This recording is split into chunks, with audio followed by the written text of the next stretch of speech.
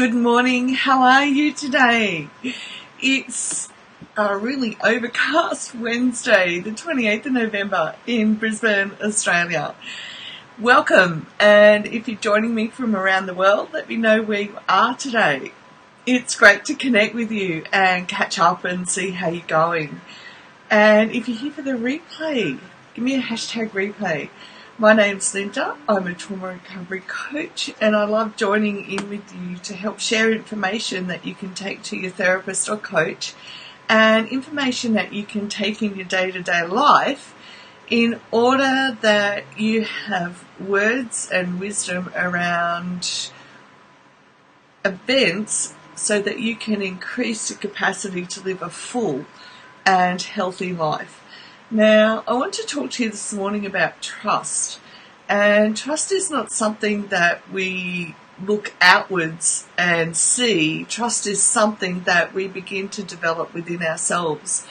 And after we've been through a really rough time in life, all the lumps and bumps that we experience, and we all do, we all come off here and then we go and look at our lumps and bumps and we go, right, where am I up to with it? What's the next aspect that I need to address or look at or examine? What do I next need some more in-depth information about? And oftentimes we delay.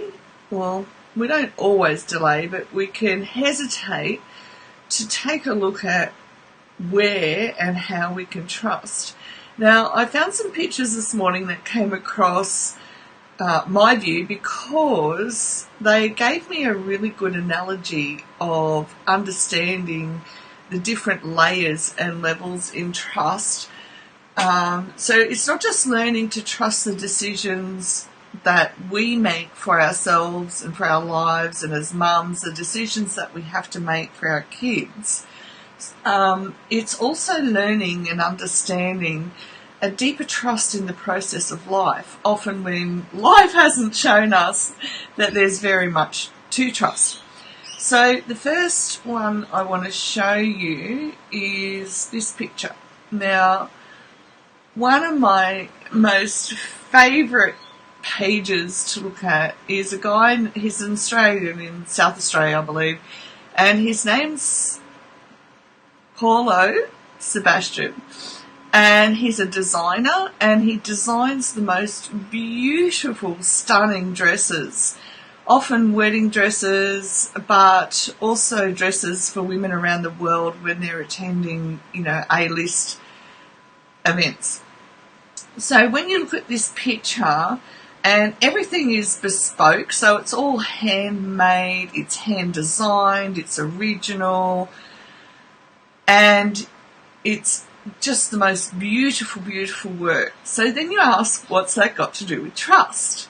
Well, when you look at this picture, you ask the question, can I see the bigger picture that's happening here? Do I know what this picture's going to look like in the bigger picture? What is this design going to look like in the bigger picture?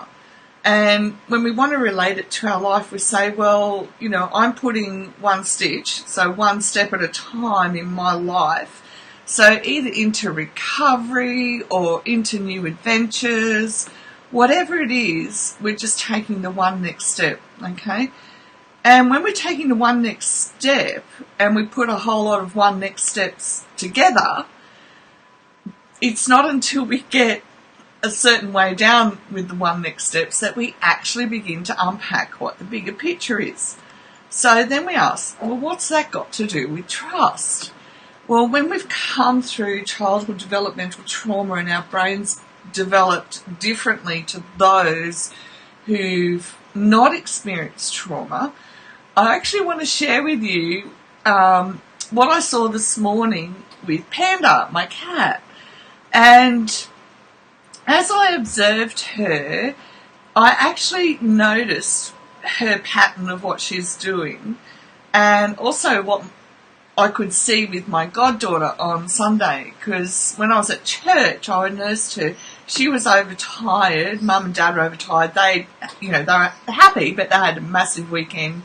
And so when I took Abigail away out into the quiet, she had a bit of a cry, and then she could feel that she was in a safe space. She was exhausted, and her eyes are like, when we're tired and our eyes are going, I'm going to stay awake, I'm going to stay awake. So she went through that whole process, and I watched her, and as she went through the process of, it's quiet. So at first she was in a really, really noisy space and she wasn't happy. So I took her out of that space and into the quiet, because that's what she's used to at home, is the quiet. And as I did that, you begin to watch her body just slow down. She's not on high alert. And it was the same with Panda this morning. And Abigail, when she was ready to go into that deeper sleep, and you'll notice this yourself with your kids, they go, they might not make that sound, but they do that really deep sigh, and then they just relax and they go to sleep and they're out, they crashed. Well, I noticed with Panda this morning, and I noticed this because I wanted to give you the analogy of what it's like for us too with our body. So when we're coming off hypervigilance, what it's like. So Panda's a Manx, and she talks a lot, and let me just show you this. So because she's tiny, she's all, what it's like when you've got a cat. So their ears are always moving. So her ears were moving around, and that's what we're like when we're on hypervigilance, where all of our senses are all on overdrive. So how do we unpack that to trust? Well, one of Panda's things that she does every morning when I'm doing my meditation and prayer and work, etc., is first of all, she comes for a pat. But then she lies on my hand. She doesn't want to be pat anymore. She wants to go to sleep. She wants to go into that state of relax. So picture of a night when you're in bed and you want to go into that state of relax, okay? So what she does to feel safe and to know where I'm at, and so she can tune off, is she lies on my hand. Now I want us to think about, what do we do when we go to bed so that we can wind down and relax? Because all of this is involved in our process of being able to trust our environment, of being able to reinforce that I am safe in my environment. So even though it's pictures of my cat, it's the same analogy that she's using. So see how she's, right, okay, I've captured my human and I'm going to go to sleep, right? I want to sleep. This is her time when she snuggles up and she feels good, okay? And look, if we're single or in a relationship, either way, we've still got to be able to go to bed and trust. Because if we can't trust, we'll never get to sleep either. Have you ever thought about that? So if we can't trust in ourselves and our ability to carry forward what we've got to do tomorrow or what we plan tomorrow, then there's a level of trust that if we don't have it, we're going to stay awake. So what happens next? What happens when we do trust? We can relax our whole body. Okay? This is what happens in visuals. See how she is now? So I'm at a different stage of my morning routine. And now she's like, yeah, chilling. I know Mum's routine, she's out. So I'm out to it. And that's what we're like when we're coming off hypervigilance and we're learning to trust. We learn that we can just go, yeah, chill. I don't have to be on high alert. I don't have to be aware of what people's agendas are. I just have to keep doing the one next thing that's right for me. Okay? And we can feel it in our body. Now, if you're on hypervigilance and you're having trouble, there can be a number of reasons why. And I want you to be able to sit and work through what's keeping you on hypervigilance when you're going to bed or when you're at home or when you can't do the one next thing. So sometimes the one next thing is going to sleep. And sometimes the one next thing is being brave enough to do something different than you've done the day before. There's a vast range there. But when you absorb your own environment and understand what's happening for you, it's then you can take the next step. So then we get to the point of asking, well, what happens if I do take the risk to learn to trust, to observe where I'm not trusting, and then to take steps to learn to trust? Okay, so what's going to happen then?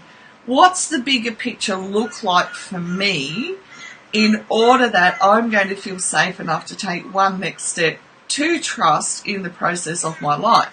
Okay, well, this is how beautiful life begins to look.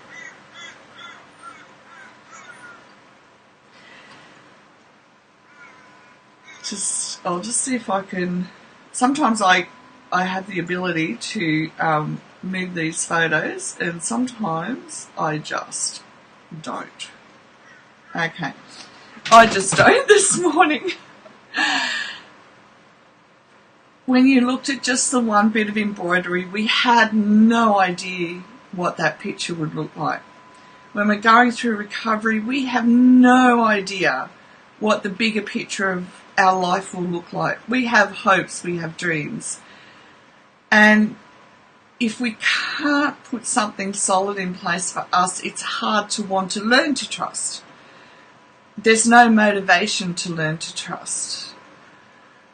But if we use this analogy of I'm putting one stitch in place, one step at a time, one step, one day at a time, then I can assure you that your picture is going to look beautiful. Your journey will reach a place where you understand that it's been murky and messy and lots of lumps, lots of ups and downs, lots of ins and outs, lots of heartache and pain, lots of joy, lots of laughter. And when all of that comes together, we're not oscillating just one place. What we're doing is building the most beautiful, stunning picture of a life, your life, and a life well lived. For those who are people of faith, your faith is in God, but we are co-creators with Christ. So we need to remember that we've got to work with God for our hearts to be transformed, not just in knowledge, but in experience. Walking with Him is an experience, not a book. It's not a framework. It's not the same as anybody else's life. And I want you to remember this. He risked it all for us. So we need to take risks too. Okay, if that's helped you today, give me a shout out. I want to inspire you to take one next breath and trust. Trust in the process of your life. Trust that there's a purpose and a plan for your life. Trust that each step you take is going to create, I'll have to show you again, is going to create the most magnificent, stunning life and a life picture that will not just help you as you go through this process, it will help many, many, many, many others as well. And when we reach out and help others, it opens our life up to a whole new world that I certainly never knew existed, and I can guarantee it's one well worth working for. All right, have the most gorgeous Wednesday, and if you're overseas, have a gorgeous Tuesday night, and if you go to bed and you can't sleep, remember to relax, because you're building towards trust one day, one step at a time. Lots of heart hugs to you all, and I'll catch you tomorrow morning. Bye for now.